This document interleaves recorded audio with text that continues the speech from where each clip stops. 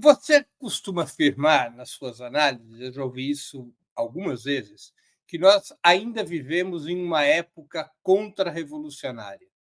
Essa caracterização seria a explicação do porquê termos uma extrema-direita antissistema em muitos países do mundo, mas uma esquerda cujo horizonte é limitado, digamos assim, pela defesa de reformas democráticas no interior do sistema? Bem, a situação da esquerda tem várias explicações, várias causas. Uma delas é o fracasso da União Soviética, decomposição da União Soviética. Por isso que você diz que é uma etapa contra-revolucionária? Não, uma delas, certo? A outra é a própria crise do capitalismo, né? O capitalismo vive uma crise como entre as guerras e não encontrou ainda, como encontrou depois da guerra, em Bretton Woods, uma saída.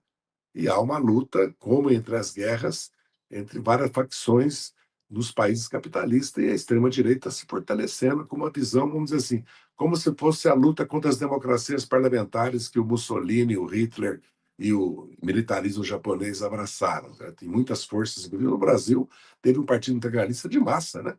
Partido do Plínio Salgado. A outra causa, certo, é que a própria esquerda fez várias experiências de governo aqui na América Latina, na América do Sul, maior ainda, e não foi capaz de fazer mudanças estruturais, certo? E acabou a direita voltando a governar ou por métodos de golpe de estados parlamentares, como em Honduras, no Paraguai, no Brasil, na Bolívia, que depois foi derrotado, ou por vitórias eleitorais, certo? As causas são muitas. Agora, que nós vivemos num período conservador, contra-revolucionário, de ascensão da extrema-direita, é só olhar o mundo de hoje. E um período de guerra. Não há soluções pacíficas para os conflitos, não há um consenso que as Nações Unidas são esse espaço, até porque há direito de veto e a exclusão de grandes países, né, como o Brasil, a Índia, do Conselho de Segurança, só para citar dois casos, certo? Ou a Indonésia, ou a Nigéria, quer dizer, são vários países, ou a própria Alemanha, certo? São vários países que não participam, ou a União Europeia, com direito de veto, o direito de veto e certa desconstituição do consenso mundial depois da Segunda Guerra Mundial, apesar da Guerra Fria. Nós estamos vivendo um outro tipo, né, de guerra quente, porque não estamos vivendo uma guerra fria, né? Porque ocupar o Afeganistão, o Iraque, a Síria, a Líbia, agora destruir a Palestina, destruir o Líbano, podem atacar o Irã. A Síria foi destruída. Nós não estamos vivendo um período de paz, né? Fora que todo momento nós estamos vendo tentativa de subversão na Romênia, porque supostamente se venceu eleições por causa da influência russa, como se não tivesse influência dos Estados Unidos nas eleições no mundo. Mesma coisa na Geórgia, vimos há pouco em Bangladesh um golpe de Estado.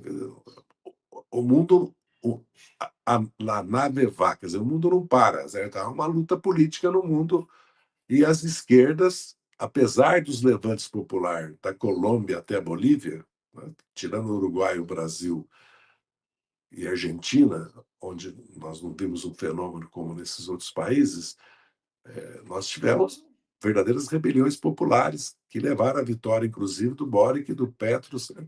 E no caso do Peru, praticamente uma crise institucional que não termina. E no Equador, nós vivemos um golpe branco, né? Dois golpes, né? Um que levou à ilegalidade o Rafael Correia, como fizeram com o Lula, e agora um outro que acabou, como na experiência de El Salvador, que é também um risco muito grande hoje na América Latina, a, sob o pretexto de combater gangues, né? Como o PCC, sabe, as milícias do Rio de Janeiro, que já ocupam metade do território da cidade, e sob o pretexto de manter a segurança pública, governos assumem um viés autoritário, antidemocrático, tá, de extrema direita, que é o caso de El Salvador e do Equador. Agora, quando você fala em época contra-revolucionária, quando que essa época teria começado? Na verdade, com, vamos dizer assim, a partir da crise de 2008 e 2009, certo?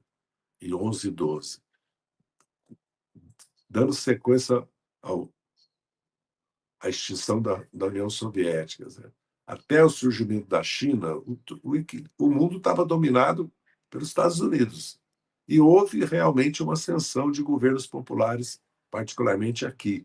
Mas se nós olharmos a Europa e a Ásia, certo? Não é isso. Evidentemente, tem que fazer exceção da China e do Vietnã, que são governos de outro tipo, né. Então esse período, ele já vem se arrastando com a própria decomposição da globalização e da financiarização do mundo, né, as coisas se combinam, certo.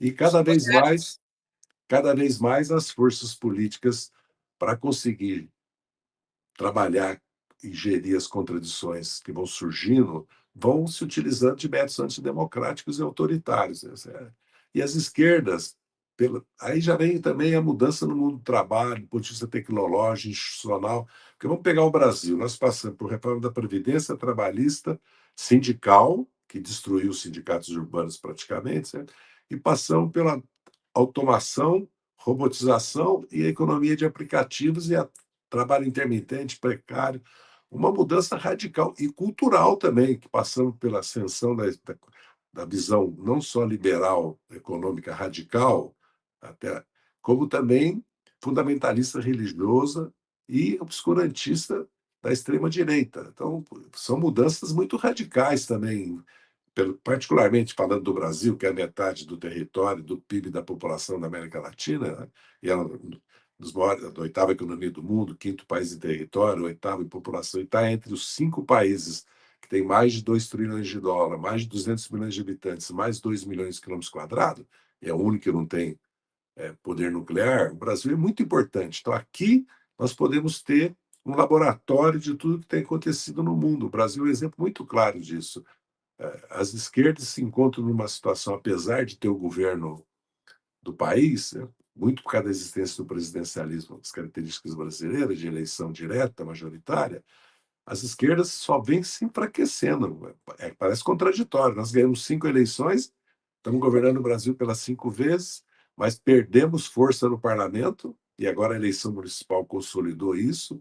A direita, sem a extrema-direita, vamos dizer assim, sem o PL, sem a centro-esquerda, tem 300 votos e 50 no Senado, na Câmara e no Senado, e tem uma ampla maioria de vereadores, vereadoras, prefeitos e prefeitas do país, em população, em PIB, em orçamento, qualquer critério que nós vamos adotar.